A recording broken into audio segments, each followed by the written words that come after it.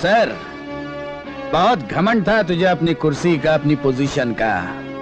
अब देख लेना मेरी पोजीशन। तूने एक सरकारी कागज पर दस्तखत नहीं किए, इसलिए मैंने तेरी जिंदगी पर मौत के हस्ताक्षर कर दिए। ये है मेरी position. Good bye. I will never see you again. Minister साहब, वो ऑफिसर तो हमारे रास्ते का सबसे बड़ा कांटा था। हमने उस कांटे को जिंदगी की जमीन से उखाड़कर मौत के कुएं में फेंक दिया है। अब आने वाला ऑफिसर रास्ते का कांटा नहीं बल्कि फूल बनेगा, फूल। मिनिस्टर साहब, गांव के कुछ लोग आपसे मिलने के लिए आए हैं। कौन सा गांव? सोनापुर। सोनापुर? अरे उस सोनापुर गांव को तो मैं मिट्टीपुर बना दूंगा, मिट्टीपुर। मिट्टी में मिला दूंगा उन्हें। सालों ने मेरी पेटी में एक वोट नहीं डाला और अब मैं नेता बन गया हूं तो भीख मंगों की तरह मेरे पास आए। भगा दो सालों को, मेरे पास टाइम नहीं है। पर मिनिस्टर साहब, जनता से मिलने में बुराई ही क्या है? अब बताता हूं उन कीड़ों मकोड़ों को कि मेरी पोजीशन क्या है। चलो। नमस्ते जी। नमस्ते जी। बधाई हो मंजीत सेठ, आप नेता बन गए। बहुत बहुत बधाई हो। हम सोनापुर गांव से आए हैं जी। मालूम है, आगे बको। हुजूर, हमारे गांव ने जो स्कूल बनने की एप्लीकेशन दी थी वो रद्द कैसे हो गई?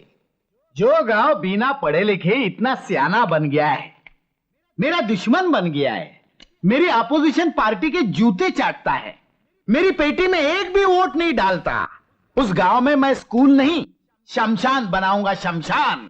और उसमें पूरे सोनापुर गांव वालों को जिंदा जला दूंगा, जिंदा। नहीं नहीं मंजीत सेठ, आप गुस्सा थूक भी दीजिए हुजूर। अच्छा, मेरा गुस्सा क्या किमाम वाला पान है जो थूक दूं? कान खोलकर सुन लो, जब तक मैं नेता की कुर्सी पर हूं तुम्हारे गांव में कोई स्कूल नहीं बनेगा, कोई बच्चा नहीं पढ़ेगा, कोई कुआं नहीं बनेगा, कोई अस्पताल नहीं बनेगा। यहां तक कि मैं कोशिश करूंगा कि तुम्हारे गांव की बिजली भी कट जाए। तुम्हारे गांव में जो छोटे मोटे पक्के रोड है ना, उन्हें तुड़वा कर कच्चे रास्ते बना दूंगा, ताकि तुम लोगों को पता चल जाए कि मुझे वोट न देने की सजा क्या होती है। ये तो घोर अन्याय है। हम आपके खिलाफ आवाज उठाएंगे।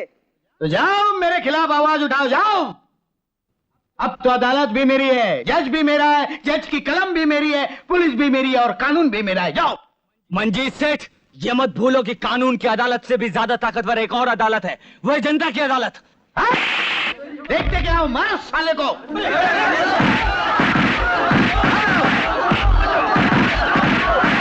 मारो साले को, मारो।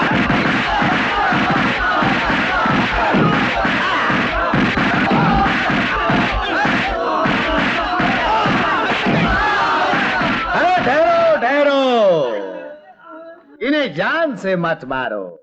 ये जख्म, ये चोटें, ये मेरी तरफ से इन्हें तोहफा है।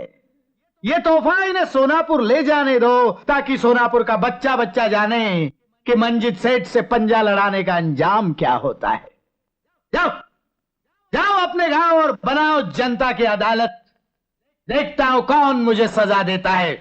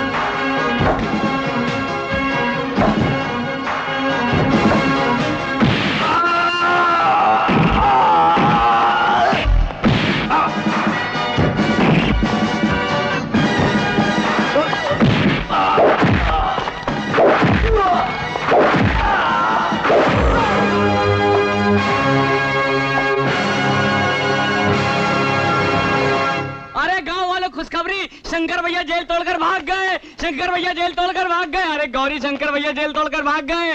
अरे सुनिए पंडित जी, शंकर भैया जेल तोड़कर भाग गए।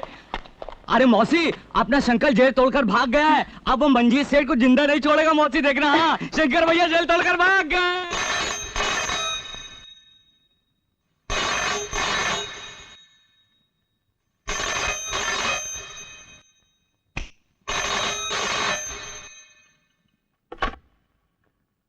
हेलो मंजीत,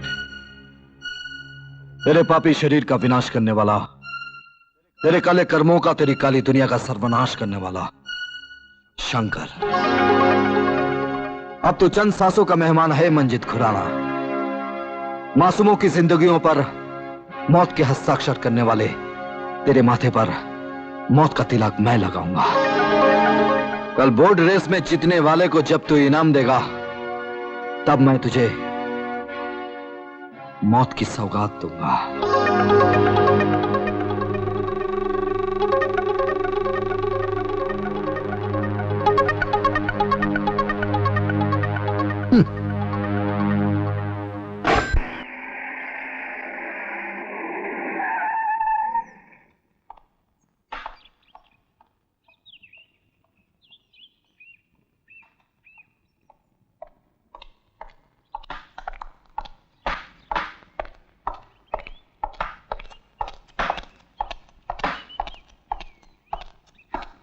सर, मैंने आपके प्रोटेक्शन का पूरा बंदोबस्त कर दिया है।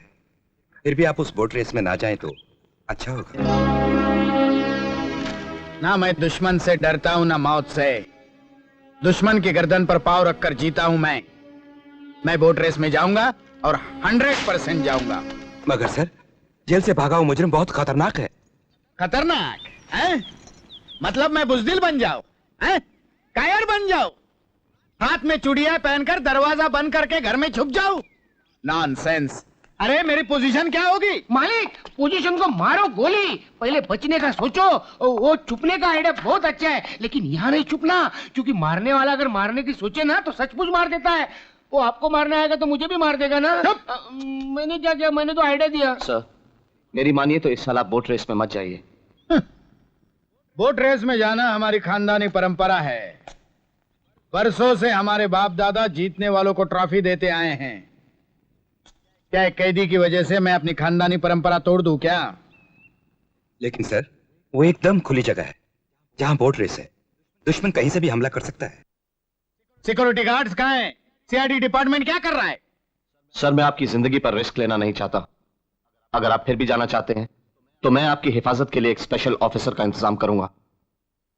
एक ऐसी पुलिस ऑफिसर जो मौत के तूफान से जिंदगी को बचाने का साहस रखती है, जो खुद एक आंधी है, एक तूफान है, एक ज़लज़ला है।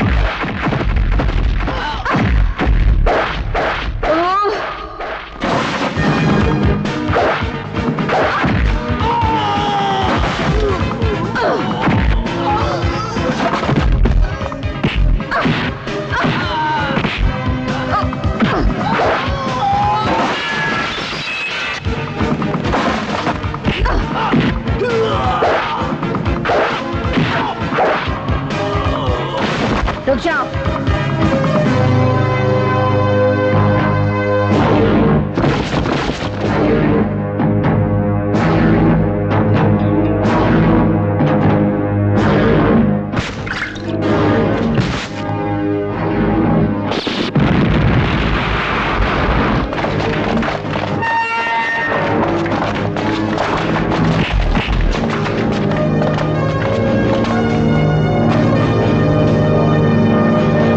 ये गोलियां खाओ, शहद बनाओ। अजी सुनती हो भाग्यवान? अबे ओ पत्नी नंबर 2। अजी क्या है? क्यों सुबह सुबह गला फाड़ रहे हो? देख मैं ये रंग बिरंगी गोलियां लाया हूँ। मगर ये गोलियां हैं किस काम की? संतान की, औलाद की।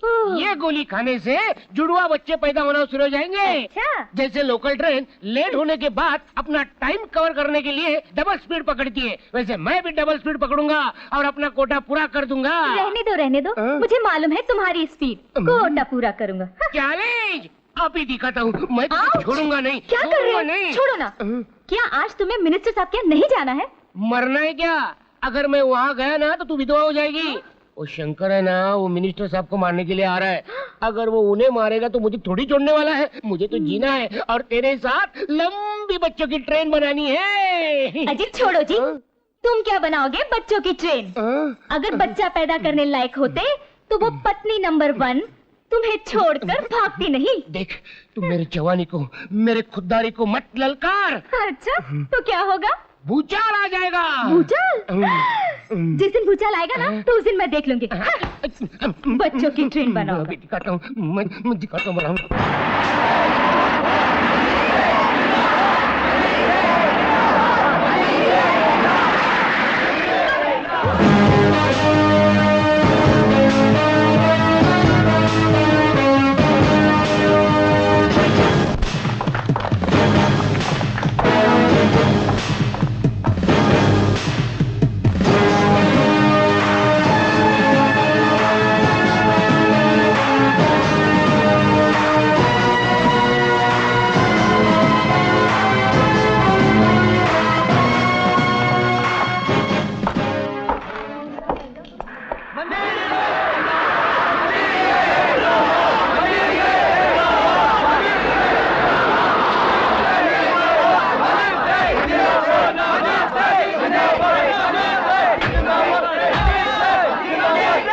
इनके गले में कोई हार नहीं डालेगा। ये क्या किया आपने? सर ये आपकी सुरक्षा के लिए है। हाँ। बाकी सब इंतजाम तो ठीक है ना? मिनिस्टर साहब, अगर शंकर यहाँ आया या तो वो गिरफ्तार होगा या फिर पुलिस की गोलियों का शिकार होगा। आइए सर।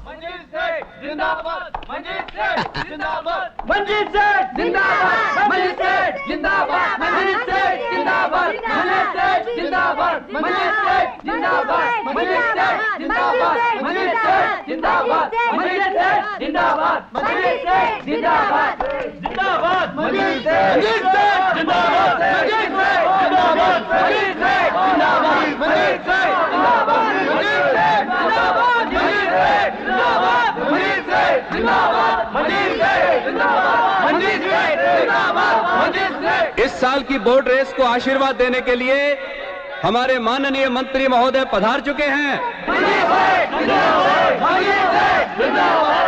अब बोट रेस का कार्यक्रम शुरू करो।